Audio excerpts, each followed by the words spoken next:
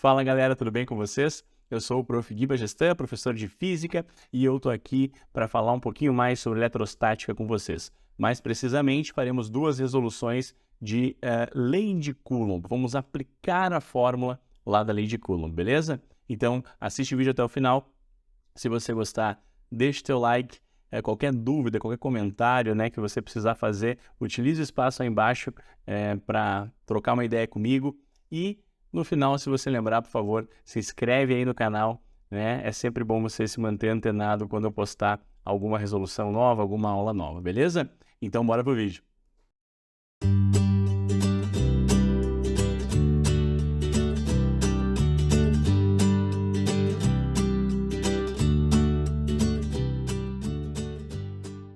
Então, galera, eu separei para a gente aqui uma questão, ou duas questões, que falam sobre aplicações da lei de Coulomb, beleza? Então, nós vamos utilizar a fórmula da lei de Coulomb para resolver uma questão. Nesses casos aqui, é importante que você saiba para que serve a lei de Coulomb. A lei de Coulomb, ela é uma fórmula que a gente utiliza para descobrir qual é o valor da intensidade, o módulo da intensidade da força de interação entre corpos pontiformes carregados, ou enfim, entre cargas que estão próximas uma da outra, certo?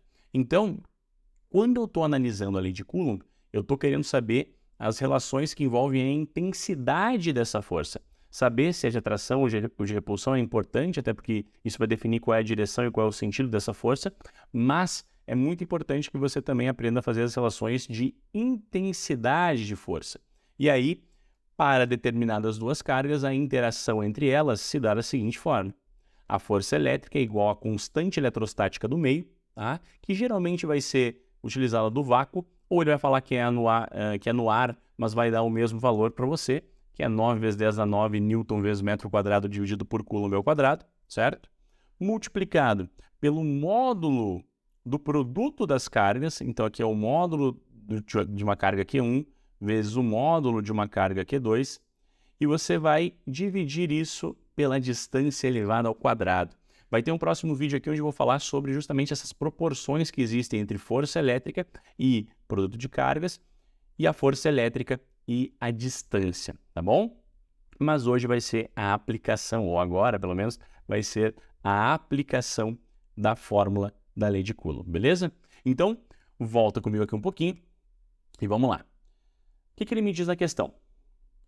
No vácuo, e ele me deu aqui quanto que vale a minha constante, são colocadas duas cargas elétricas pontiformes de 2 vezes 10 na menos 6, então ele me deu uma das cargas, que vale 2 vezes 10 na menos 6 coulomb, e 5 vezes 10 na menos 6 coulomb, distantes 50 centímetros uma da outra, certo? Então eu tenho uma distância aqui de 50 centímetros para essas duas cargas. Aliás, aqui faltou o coulomb, né? Beleza.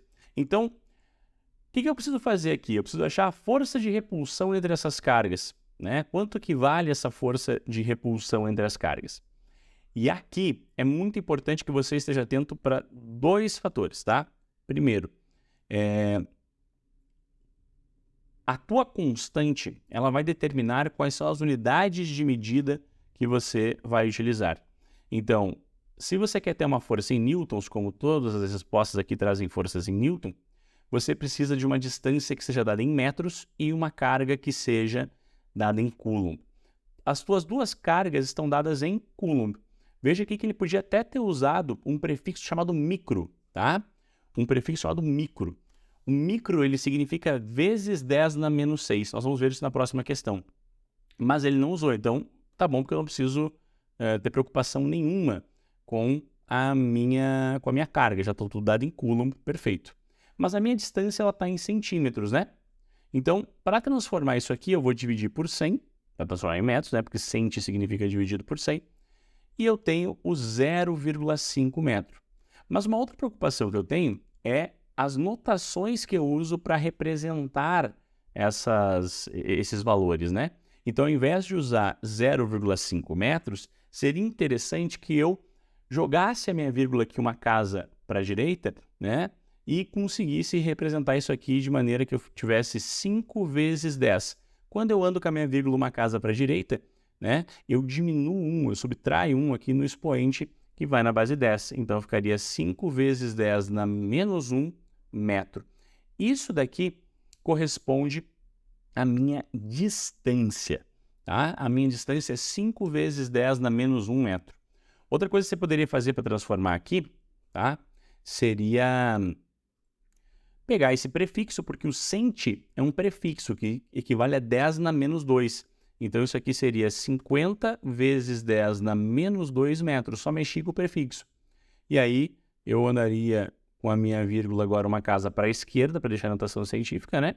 E ficaria 5 vezes 10. Como eu andei para a esquerda agora, eu adiciono 1 aqui. Eu faço uma soma de 1. Então, vai ser menos 2 mais 1, que vai dar menos 1 metro. Então, você que decide como é que você quer trabalhar nessa situação. Mas agora eu tenho todos os meus dados e eu posso ir para a aplicação na fórmula, né? A minha força elétrica, ela vai ser igual a 9 vezes 10 na 9. Como eu já botei tudo nas unidades de medidas corretas, eu nem vou me preocupar em colocar as unidades de medida aqui na minha fórmula, tá? Vai ser 9 vezes 10 na 9, vezes a carga 1, que é 2 vezes 10 na menos 6, vezes a carga 2, que é 5 vezes 10 na menos 6, e eu vou dividir tudo isso por 5 vezes 10 na menos 1 elevado ao quadrado. Então, quando eu faço essa multiplicação aqui, eu tenho que lembrar que é necessário multiplicar primeiro esses fatores aqui da frente. 9 vezes 2 vezes 5. 9 vezes 2, 18. Vezes 5, isso aqui vai dar 90, tá? Você mantém a base 10, então vai ser 90 vezes 10 na o quê? Aí você pega e soma os teus expoentes, tá? Você vai somá-los, então vai ser 9 mais o menos 6, que vai dar 3, mais o menos 6, que vai dar menos 3. E você vai dividir isso pela distância elevada ao quadrado. Aqui você tem 5 vezes 10 na menos 1 elevado ao quadrado. Então, tanto 5 quanto 10 na menos 1 precisam ser elevados ao quadrado. 5 ao quadrado, você já deve lembrar dessa relação, isso aqui dá 25. E você vai manter a base 10, e quando você tem esse tipo de expoente aqui, você vai multiplicar, né, o que você tem aqui dentro pelo que você tem lá fora. Então, como é o 10 na menos 1 elevado ao quadrado, vai ser menos 1 vezes 2, que vai dar menos 2, tá? Essa continha vai finalizar da seguinte forma. Você vai dividir o 90 pelo 25, e 90 dividido por 25 dá 3,6. E aí você mantém as bases aqui de novo, vai manter as bases 10. Então, vai ser 3,6 vezes 10 na o quê? Agora você precisa fazer uma subtração aqui.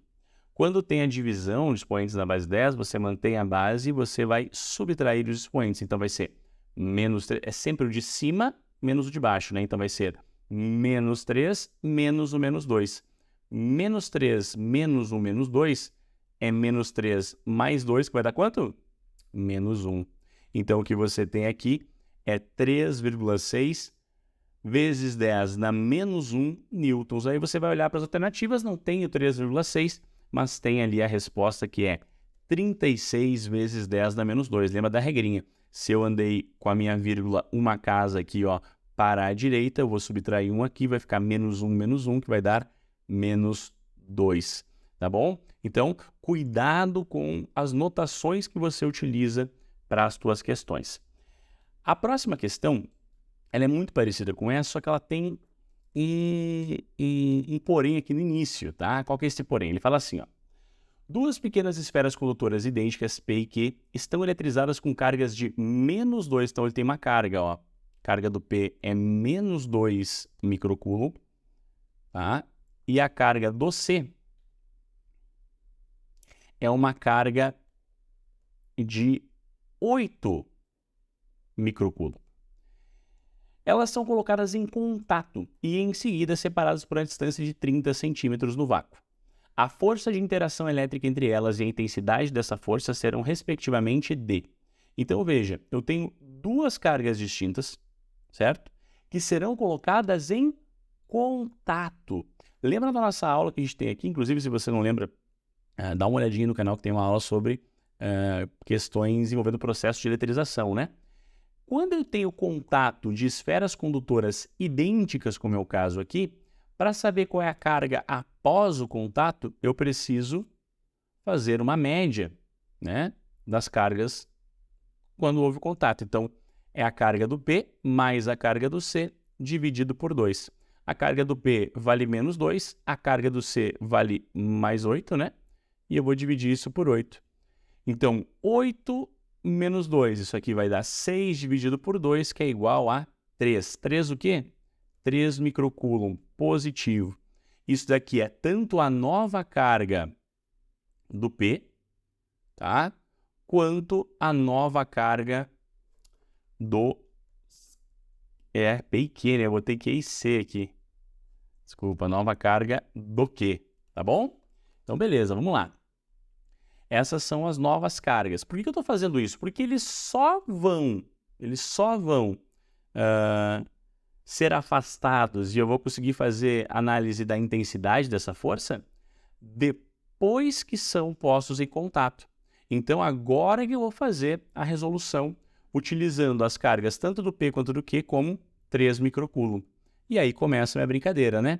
A força elétrica, você lembra da formulazinha que a gente viu ali em cima, é igual a constante eletrostática, que é 9 vezes 10 na 9, vezes o produto das cargas, que é 3. E aí entra a questão, ó, vamos lá, vamos montar nossos dados aqui, né? O K já está ali, ele sempre é dado para mim. A carga nova do P, que eu vou usar, ela vale quanto? Vale 3 microcoulomb. E isso é igual também à nova carga do Q, tá? Agora, eu tenho que entender que eu não posso deixar esse micro aqui. Esse micro ele é um prefixo e ele vale vezes 10 na menos 6. Então, eu vou substituir esse micro por 10 na menos 6, ou seja, a carga dos dois é 3 vezes 10 na menos 6 coulomb. Então, eu vou colocar aqui, ó, 3 vezes 10 na menos 6, vezes 3 vezes 10 na menos 6, e eu vou dividir aqui pela distância que ele me deu. Olha, a distância de 30 centímetros. Então, para essa distância de 30 centímetros aqui, lembra, ó, eu não posso usar o cent. Então, eu vou transformar de novo. Lembra? Vai ficar 0,3 metros, porque eu dividi por 100 e andei com a minha vírgula uma casa para a direita. Isso ficou 3 vezes 10 na menos 1 metro. Essa é a distância que eu vou utilizar aqui e que eu vou elevar ao quadrado agora, né? Então, fica 3 vezes 10 na menos 1 elevado ao quadrado. Bora lá? Vamos finalizar isso aqui? Se você quiser, você pode deixar o 9 isolado, porque você sabe que o 3 ao quadrado aqui você vai ter o 9 para poder simplificar. Ou você pode fazer já toda a multiplicação aqui, né? Que seria assim, ó. 9 vezes 3 vezes 3. Isso daqui é a mesma coisa que 9 vezes 9, né? Mas vamos lá, 9 vezes 3 dá 27, vezes 3 fica 81. E aí você mantém a base 10 e soma os teus expoentes. Coincidentemente, a mesma soma que a gente tem lá na questão anterior, né? Então vai ficar 9 menos 6 que vai dar 3, menos 6 que vai dar menos 3, dividido por 3 ao quadrado, que é 9, vezes 10 na menos 2, porque esse 10 na menos 1 aqui é elevado ao quadrado, é só multiplicar com o 2 lá de fora. A força elétrica, então, vai ser igual a 9 vezes 10 na menos 1, certo? Por que na menos 1? Pelo seguinte, ó, aqui quando é divisão, você faz uma subtração, sempre o de cima menos o de baixo. Menos 3 menos o menos 2, mesmo caso que a gente teve antes, fica menos 3 mais 2, que vai dar menos 1, tá? Então, 9 vezes 10 na menos 1 newtons. Essa é a força de interação que existe entre essas partículas, ou entre esses corpos, né? E é interessante ressaltar que na resposta, ou nas respostas possíveis, nas alternativas, você tinha que destacar também se era de atração ou repulsão. Como houve o contato, tá? Como houve o contato, as cargas assumem mesmo sinal. Então, no final, obrigatoriamente, eu teria uma repulsão. mas agora eu sei que é uma repulsão e que ela vale 9 vezes 10 na menos 1 newtons. Beleza, galera? Nas próximas aulas eu vou falar um pouquinho sobre as proporções que existem, né, entre força elétrica e produto das cargas e força elétrica e distância. Lembra os recadinhos que eu te dei lá no início do vídeo, tá bom? E até a próxima!